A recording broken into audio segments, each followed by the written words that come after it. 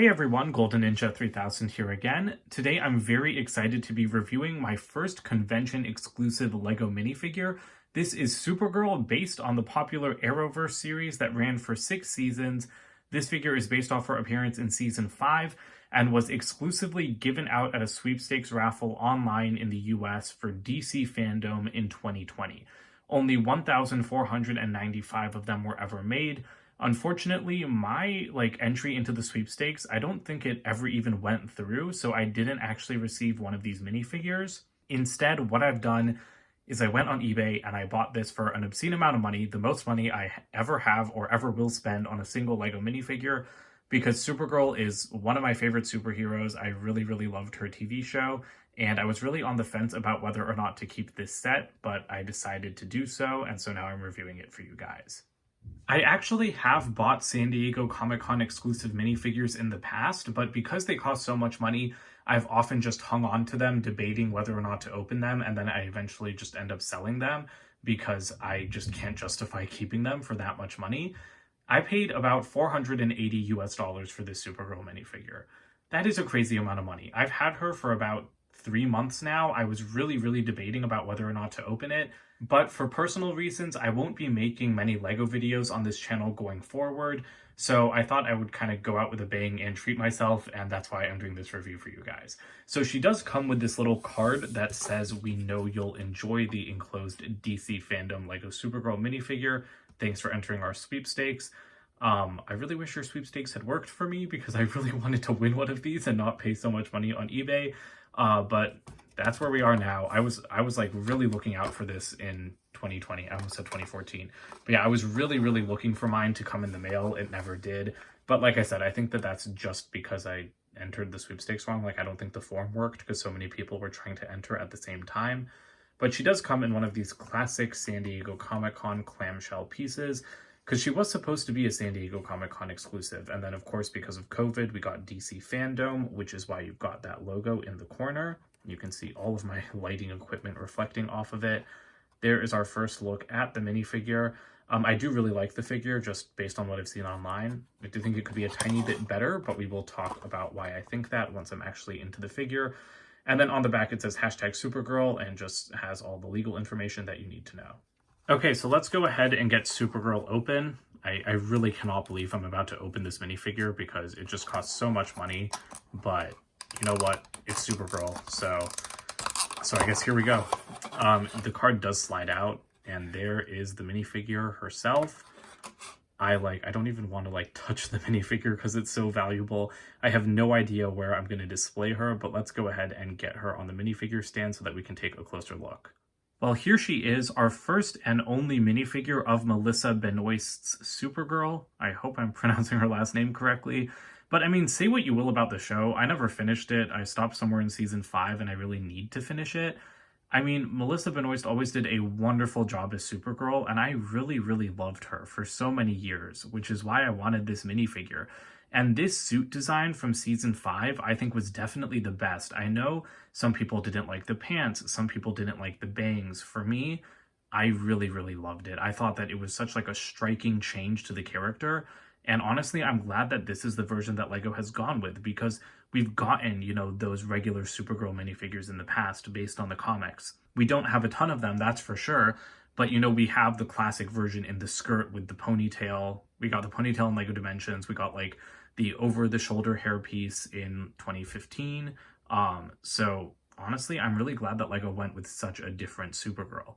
The torso print is really nice. I love that logo from the show. I think that the dark blue is the perfect color. I like the gold belt. There is some really fine texture that's kind of hard to see unless I start tilting the figure around. But there, if I turn it just like that, you can see that there's really fine texture on the torso, which is wonderful. She does have cutouts around her hips, as is typical for female LEGO minifigures. And then the leg printing, this is the part of the figure that I don't really love. I think the graphic design looks good for the most part because you do have those lines on the legs and you do have a suggestion of boots. But the problem is that the legs are not dual molded or printed on the side. So there's a lot of red showing on the sides of the blue, and that's why I honestly wrestled over the decision to buy this minifigure, because I was just thinking like, oh, do I really need a minifigure that's kind of incomplete in my opinion? You know, like the pants don't go all the way around the sides of the legs. That is a major pet peeve of mine with Lego minifigures, any Lego minifigures that just have printed and not dual molded legs. And we know Lego can print on the sides of legs, so I really would have liked to have seen that for this figure, but that's the only thing preventing it from being perfect. I think everything from the waist up is just absolute perfection. This hairpiece was created for Hermione Granger in the Lego Harry Potter theme, but I think it works perfectly for this version of Supergirl. You know, it is a little bit big compared to her hair in the show, but it still looks pretty excellent. This hair color is, you know, the standard light blonde hair color that Lego uses, and it's not like there's a better hairpiece that Lego could have made for her, so I'm pretty happy with it overall. I also really like the face print. It can be hard to capture actors' expressions, and I don't think this face looks exactly like the actress, but I think that it looks enough like the character. And I think that, you know, it's got great graphic design. I really like the smile, and I mean, she is a very smiley person in the show, Kara Danvers, and I think that, oh, those eyebrows, which were covered up by the bangs, look even better. And then the reverse face is something I'm super excited about. It is a heat vision face, using that classic trademark Supergirl blue heat vision, because in every other piece of media it's red. But I really like the blue. It's blue in the show because blue is the hottest color of fire. And so I really, really like this alternate hairpiece for the Lego, or sorry, this alternate head print, face print. I cannot talk today. This alternate face print for the Lego version. I think it looks excellent. And I really like that little smirk because, again, I feel like it really captures the character. She is a very happy, smiling superhero, which isn't the case with a lot of other Lego minifigures. And I have complained in the past about Lego giving smiles to characters like Scarlet Witch and Sylvie because those aren't characters who smile. But Kara Danvers does, and so I'm really happy with the face prints that Lego made for her. She does have a spongy, not starchy, dark red cape, which looks excellent. I actually don't know who else has a dark red cape in regular Lego sets, because I feel like they aren't very common.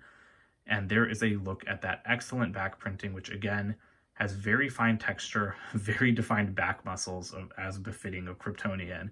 And again, I really like those subtle gold lines that go through the belt. I think that just looks excellent.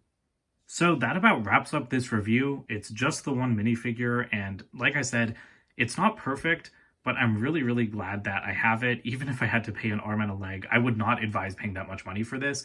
And honestly, the only reason I bought it is because that was a steal. I paid, I think like I made a best offer and got it for like $450, and then the rest was shipping and tax. But on Bricklink, this thing is selling for a minimum of $700 US. Do not pay that much money for one minifigure. There will be more Supergirl minifigures in the future. I'm really, really hoping that we see a Supergirl minifigure for the Flash movie later this year, because I love the design of Supergirl in the DCEU. But I really like this Supergirl as well, and like I said, I do like the Season 5 outfit, so I am a big fan of this minifigure. I just wish it had been more widely available so that, you know, it's not so exclusive and other fans of the CW show could enjoy this figure. But, I mean, we barely got any Lego CW products, so I'm glad that the last one they made was Supergirl. So yeah, let me know what you guys think about this figure in the comments below. Don't forget to like and subscribe as well, and I'll see you guys in more videos soon. Bye for now.